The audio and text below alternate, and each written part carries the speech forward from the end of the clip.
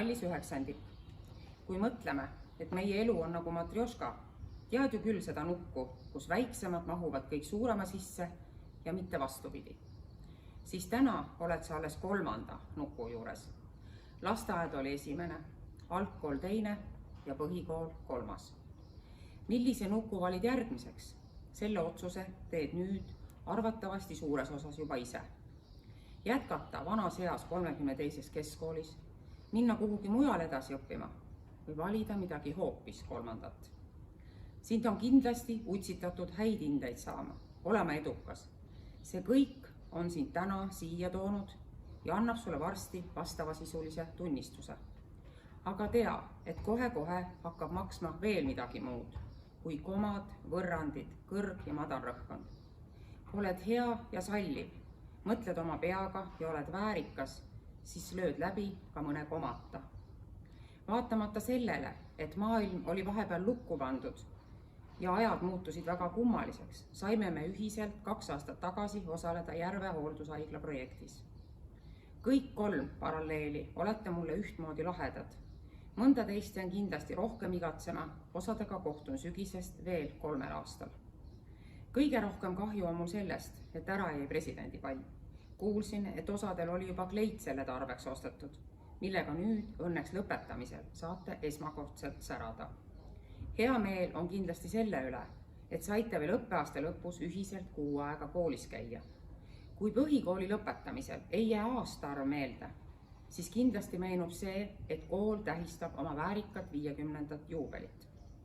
On aastad möödunud, me suureks saanud, võib olla tõesti liiga kiiresti, kuid meie koolivaim on alles jäänud, mis tõmbab ikka siia, tõmbab siia tagasi. Kui kunagi kohtume, siis loeme su matrjoškanukud kokku, mida oled elus saavutanud, kuhu jõudnud. Soovin südamest, et sa kannad alati endaga kaasas meie kooli 4 põhiväärtust, milleks on avatus, loovus, hoolivus ja vastutus. Soovin teile lõpueksamiteks kivikotti ja edu edaspidiseks.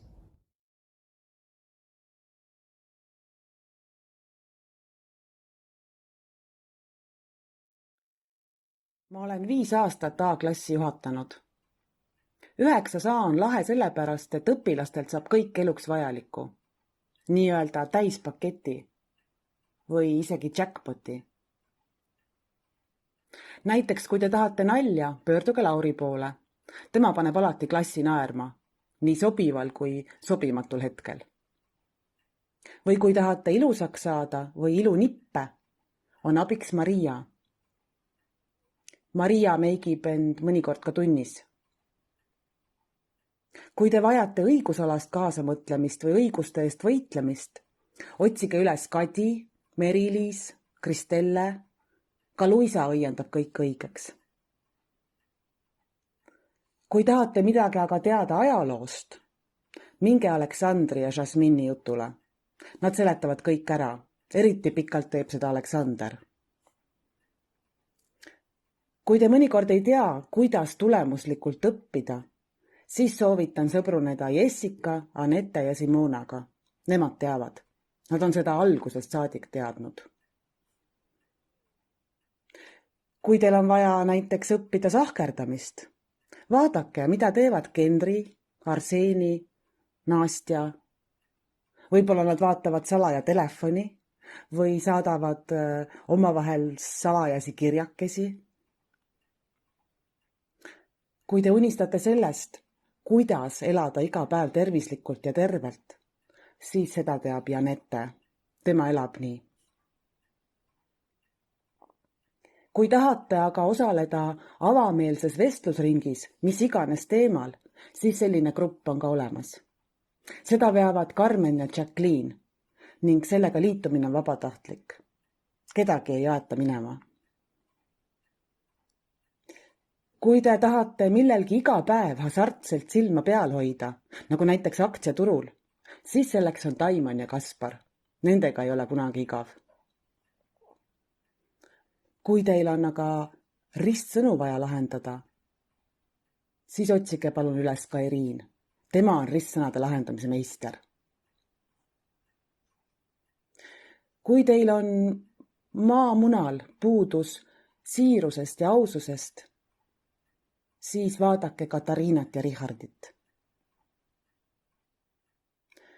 Kui te tahate vürtsikat või teravat ütlemist, karmi pilku, siis aitavad teid Annika, Grete ja Laura-Marleen. Kui teil on aga vaja ideaalset klassivanemat, kes saab absoluutselt kõigega hakkama, otsige üles Gerda.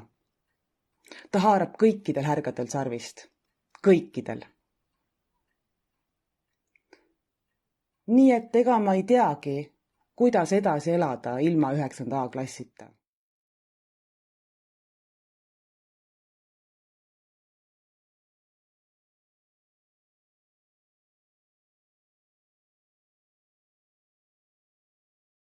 Tere, kallid 9-ndikud! Meie esimene kohtumine toimus siis 5 aastat tagasi augustis raamatukogus. Ja raamatukogu ukse taga olid siis kobaras pisikesed arglikud tüdrukutirtsud ja natukese eemal oli siis poiste seltskond. Te olite selliste häbelikud, jälgisite vaikselt silmanurgast, mis toimub ja kes see on. Eredalt on meeles see, kui äkki läks uks pärani lahti, julgelt marssis sisse meil üks rohekas sinise tukaga enesekindel tütarlaps ja mul on nii hea meel, et see Elisabethi enesekindlus on nüüd meie kõikidele nagu üle kandunud, teised ka. Ja meie raamatukogu siis külastuspäeva lõpetab siis Kennet, kes arvab, et kindlam on tulla turvaga. Ja kokkuvõttes tegelikult hästi viisakad lapsed, sest keegi ei jätnud ütlemata tere, kui te seal raamatukokku marssisite. 5. klass. Mõned märksõnad teile. Ma võiks ütelda, et 5. klassi põhiteema meil iga hommik oli, kus asub Avista. Nii et meie arendasime siis teilt detektiivi oskusi. Sest ei teadnud kunagi, millisel korrusel, millises korpuses, millises klassis ta on. Ja kõige hullem on see, et ta ei olnud ju päeval paigal. 6. klassi alguses sai juhtkond aru, et jäljeküti oskused on meil täiesti omandatud ja me saime oma klassi. See oli nüüd siis koht, kus me viitsime väga palju aega, et liitsite teie selle koha ülesse, käisite, rääkisite oma mured, oma rõõmud ära. Aga meie omavahelistes käis siis võitlus, kes on boss. Ja asjalikud ja julged võtavad siis need juhtpositsioonid päris ilusti üle. 6. klassi märksõnaks võiks ütelda, et labimaa. Ja uskuge või mitte, aga tõesti hirmul on suured silmad. Kõik meil läks hästi ja ausad avaldused jõudsid minuni ka siis, kui me olime kodus. Aga mis tehtud, see tehtud. 7. klassi alguses juba päris mõned löövad meil käega ja jääte hätta oma esimeste raskustega. Et tekib küsimus, kas tõesti olen ma nii nõrk. Ja 7. klassi lõpetab meil märksõna Narva Jorupark. Ja reis ähvardab lõppeda bussis püksata. Ja nii mõnigi mõtles teist, et see õps täna ei ole meil normaalne. Aga pole midagi. Vaatamata sellele ootas meid Maxima parklas lastevanemate pidulik vastuvõtukomitee ja kõik patused said ilusti üle antud ja täiuslikust tegelikult puudus orkester. 8. klass, eriolukord. Aga 8. klassis tekkisid meil sellised ühised mõtted, ühised tegevused, ühised arutelud ja te hakkasite teisi kuulama ja teistega ka arvestama, et kui siiamaani oli, et mina, siis 8. klassis kuidagi see tunnetus läks paremaks ja selline teistega arvestamine on meil nüüd ka 9. klassis. Ma võiks ütelda, et ideaalne klass. Ja siis on nüüd kurb, et miks peaks sellest mina loobuma ja järgmistele selle ideaali edasi andma. Ja teil tekib küsimus, et mis nüüd siis edasi? olete teinud kõik oma esimese valiku ja mul on hea meel, et nii mõnelgi on tagataskus trump, mitte 1, vaid lausa 2, sest ega me ei tea ju, kas see esimene valik osutub meil õigeks. Aga seda näitab ka aeg. Aga vaatamata selle, kas õnnestus või mitte teie valik, minge ikka edasi sirge seljaga. Võib-olla on vaja kukkuda, aga siis tuleb ka püsti tõusta. Tuleb oma püksipõlv puhtaks pühkida ja edasi astuda. Veel julge teha vigu, eksi, küsi abi, lepi oma vigadega, tunnista neid, aga püüa mitte neid korrata. Vaata enda ümber lahtiste silmadega, kuula avatud kõrvadega, leia see, mis sulle meeldib, millest sa tahaksid olla kõige parem. Tee see endale omaks, sest et nii see kahjuks elus on.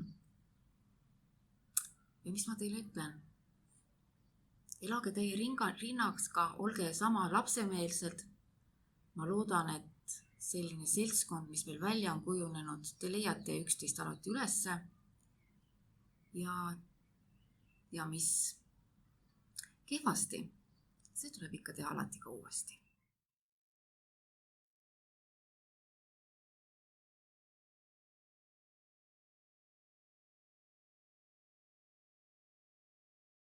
Vanasti.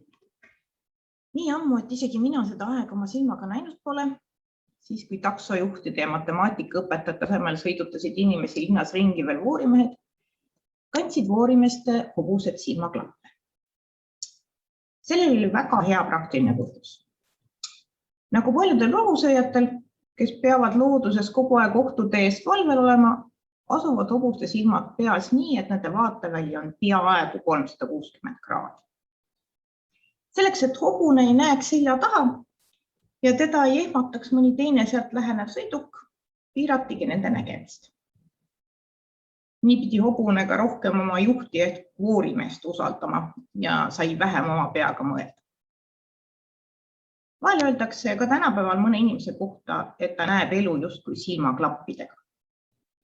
Siis peetakse silmas tavaliselt seda, et ta on piiratud silmaringiga. Oskab asju näha ainult oma kitsast vaatepunktist. Ärge teie olge need silmaklappidega hobused. Mis siis, et esmapilgul võib nii olla elus ohutu ringi liigelda. Osake näha ohtusid, aga eelkõige ikkagi võimalusi, mitte ainult enda ees, vaid ka kõrval ja võib-olla isegi selja taga. Ja mis peamine, osake märgata enda kõrval teisi inimesi ja nendega arvestada. Ilusat ja julget silmaklappideta ja võib-olla kunagi isegi maskita elu.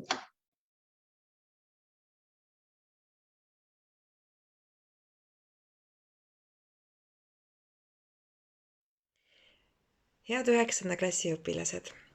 Mul oli rõõm teid õpetada. Ma ei ole olnud küll kõikide õpetaja, aga hoolimata sellest ma loodan, et kohtan teid tulevikus teatris ja võib-olla nii mõndagi kuskil kultuurivaldkonnas. Põhikooli lõppu on jõudnud 3 imetoredat inimest, kes on andnud suure panuse teatritrupi Kokk töösse. Aitäh Gerdasepp 9. A-klassist, Lisette Janvest 9. B-st ja Daniel Suls 9. B-st. Tänan teid, et olete mind usaldanud ja et oleme saanud koos luua ja ma loodan, et see ei ole nüüd millegi lõpp, vaid on üks verstapost ja et ka tulevikus looming jätkuks ja loodetavasti ka üheskoos. Aitäh ka sulle, Karel Kunnus 9. B-st, et oled meie truppi oma karakteriga ilmestanud. Miia-Margaret Tuntera 9. C-st, sinuga olen küll tegelenud etlustekstidega ja põhiliselt tunniväliselt. Olen imetlenud sinu võimet tekste mõtestada. Ma loodan, et sa jätkad käidud rada. Kallid 9-ndikud, hoian teile pöialt. Ma loodan, et te usaldate elu ja ei karda ise panustada ja pingutada selle nimel, et teie potentsiaal kõik saaks ellu viidud. head lõpetamist!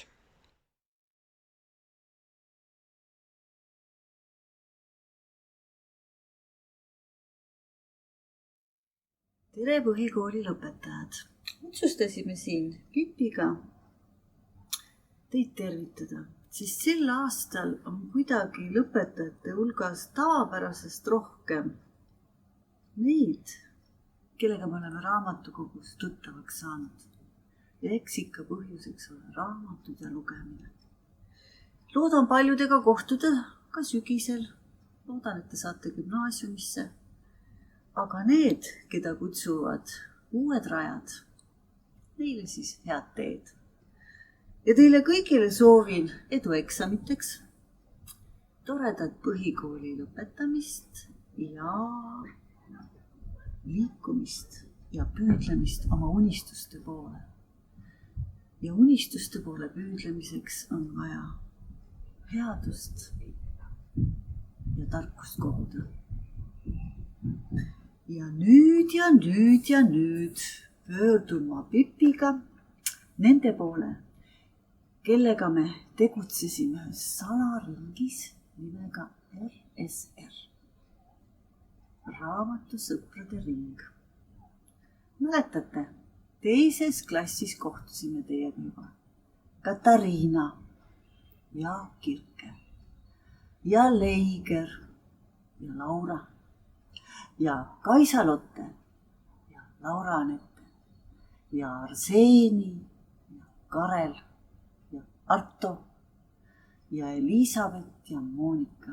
Mäletate, ma isegi panin siia taha seina peale väga toredad pildid, mäletate? Igas kuus oli meil üks tähekesetund, luulelaevuke, muinasjutu ja jutupaunake. Tuleb teile meelde, jah? Ma loodan, et tuleb. Olete minu viimased RSR-ikad ja seetõttu elan teie kasvamisel eriliselt kaasa ja tänan teid ja ootan teid alati.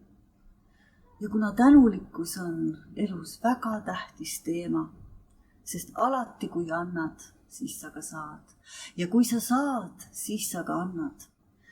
Mu heldus on nii ääretu kui meri, arm sama sügav. Rikkusest, mis annan, mu rikkus kasvab. Nad on lõpmatud. Kohtume raamatukogus.